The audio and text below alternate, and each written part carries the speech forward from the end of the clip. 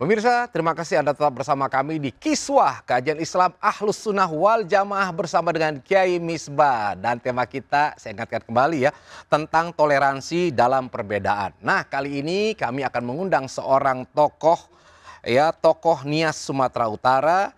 Beliau adalah Bapak Abdul Majid CSE MSI. Ya, langsung saja kita akan mengundang, silahkan Pak Majid. Ya. Assalamualaikum. Waalaikumsalam.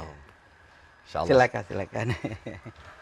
Ya, terima kasih nih Pak Majid bisa bersama dengan kita, dengan Kiai nih. Ya, untuk sama. ya bagi pengalaman ya. Ya. Karena saya mencatat di sini bahwa Pak Majid ini mendapatkan anugerah sebagai Ambassador for Peace dari Universal Peace Federation yang berada di Manila. Ya. Nah, mungkin bisa cerita sedikit Pak, kenapa kok mendapatkan menjadi Ambassador for Peace ini? Aktivitas apa yang dilakukan?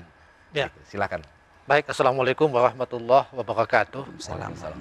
Oke, jadi saya sebagai Ambassador for Peace diberikan predikat seperti itu ketika saya mengikuti sebuah seminar International Interfaith Peace Conference di Manila, Ya. Filipina ketika itu.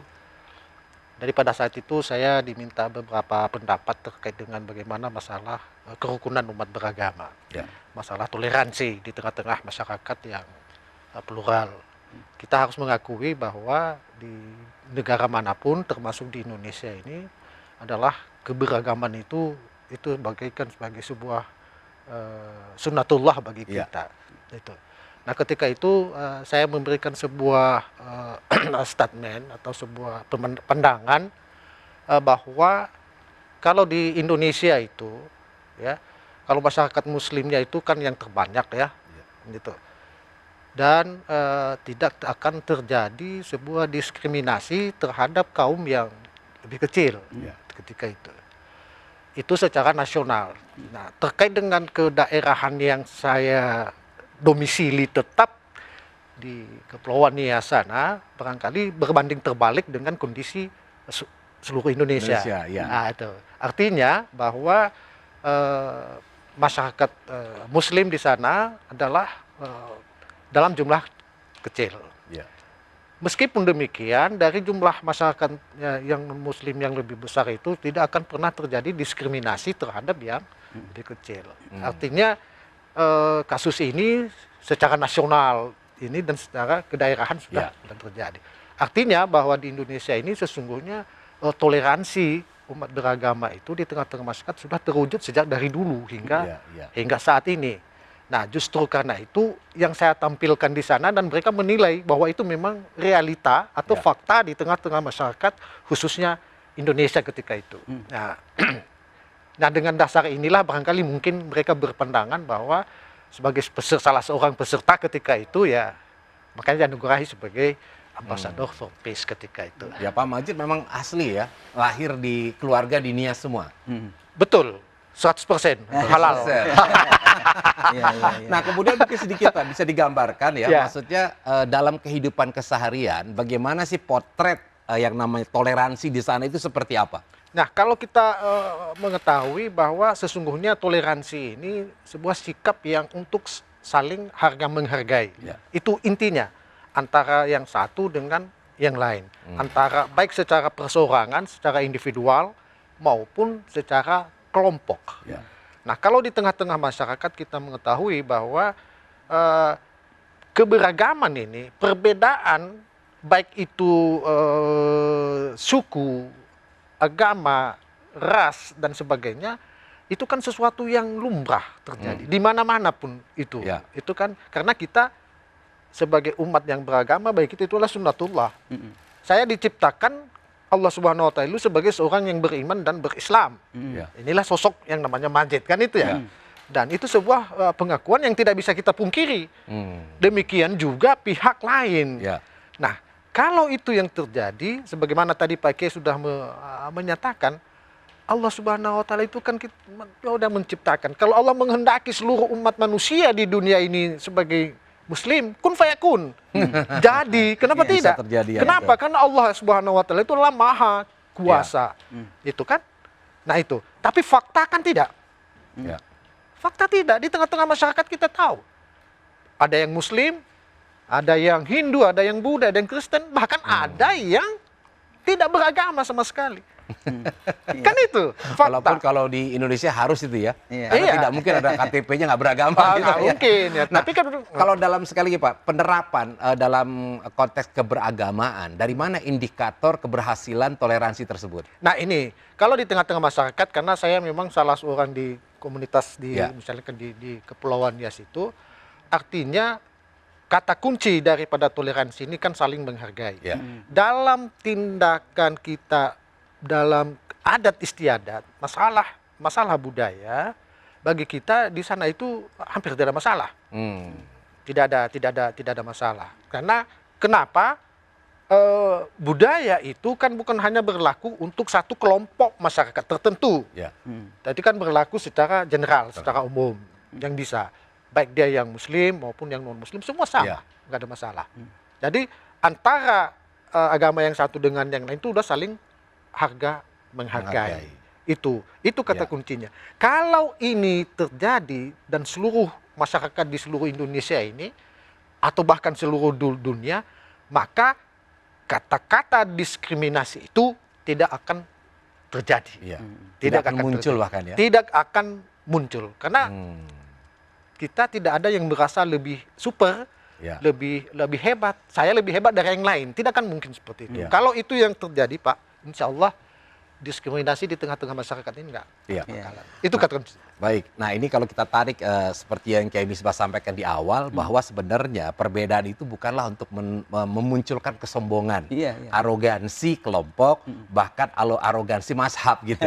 Nah kalau tadi kan kita bicara mengenai pluralisme dalam konteks horizontal. Iya. Nah Kiai mungkin bisa menjelaskan lagi nih Kiai, saya kira masyarakat juga masih penasaran ya, bagaimana kemudian melihat perbedaan dalam konteks horizontal, khusus dalam konteks agama Islam. Iya, iya. Dengan adanya perbedaan mazhab tadi, kayak misalkan contoh keseharian bagaimana ketika ada yang wudhu tersentuh dengan yang lawan jenis, ada yang batal, ada yang tidak. Iya, iya. Nah, sedangkan kita tahu bahwa Qur'annya sama. Iya, iya. Ya kan nabinya Rasulullah juga sama. Tapi kenapa kemudian ketika pada tataran implementatif itu bisa terjadi perbedaan? Iya.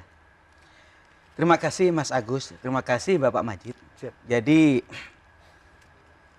soal perbedaan saya sampaikan tadi adalah sunnatullah. Ya. Dalam masalah agama termasuk. Hmm. Kalau Mas Agus bertanya, padahal Qur'annya satu Pak Kiai.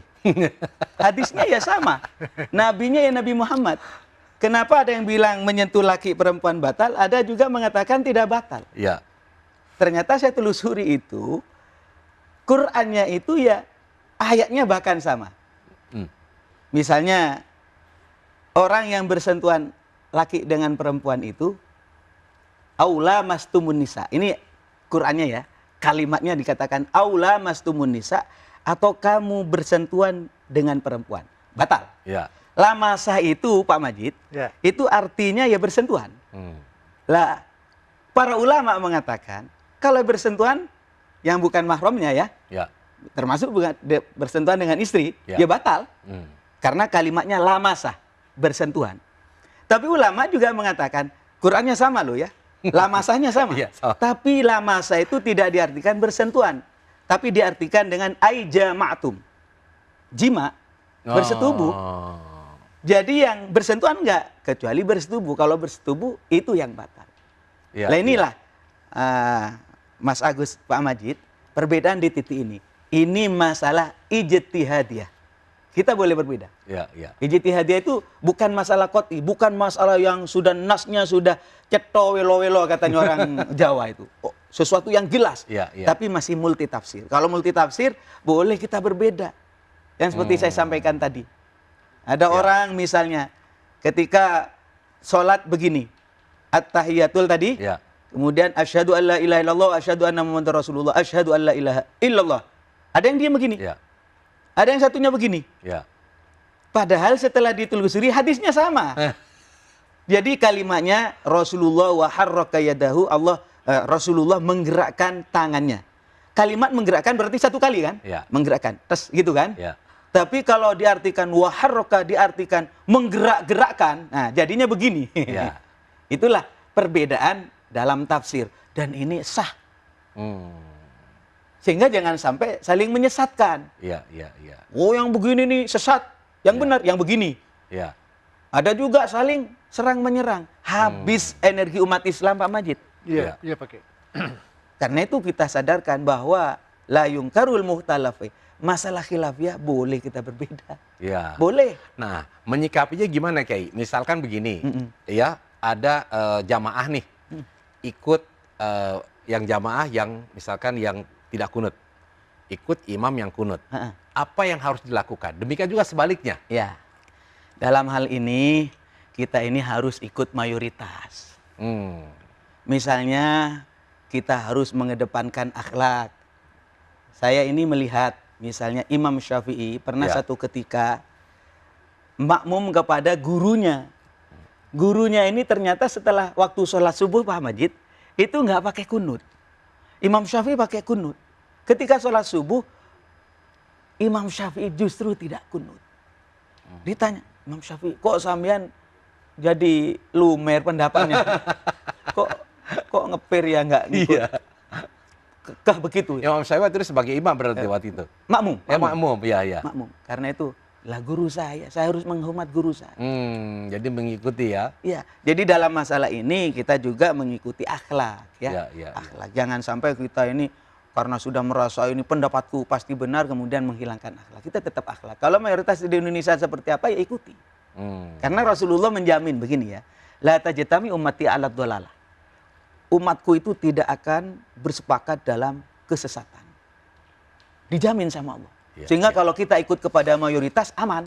Iya, iya, iya. Alaikum bisawadil azam, ikut kepada mayoritas. Mayoritas umat Islam, maksudnya di dalam kelompok Islam yang besar ini, ikutin yang mayoritas. Aman. Iya, Masya Allah. Baik ya, ini sebenarnya banyak yang mau kita perbincangkan nih, tapi waktu kita akan jeda dulu. Nah, pemirsa sekalian, setelah ini nanti ya pada segmen berikutnya jangan lupa nih, akan ada amalan yang disampaikan oleh Kiai Misbah, yaitu amalan agar dimudahkan bayar utang. Nah, ini pasti melek semua nih matanya nih ya. Bayar utang, sudah tahu kita utang, apa utangnya banyak ini. Baik, nah itulah dia keindahannya, perbedaan. Jadi gerakan-gerakan dalam sholat itu mungkin terlihat banyaknya perbedaan, tetapi tetap bahwa yang disembah itu Allah Subhanahu Wa Taala. Maka jangan saling bertengkar, karena tetap yang disembah adalah Allah, yang diikuti adalah Rasulullah Sallallahu Alaihi Wasallam. Tetap bersama kami di Kiswah Kajian Islam Ahlus Sunnah Wal Jamaah bersama Kiai Misbah.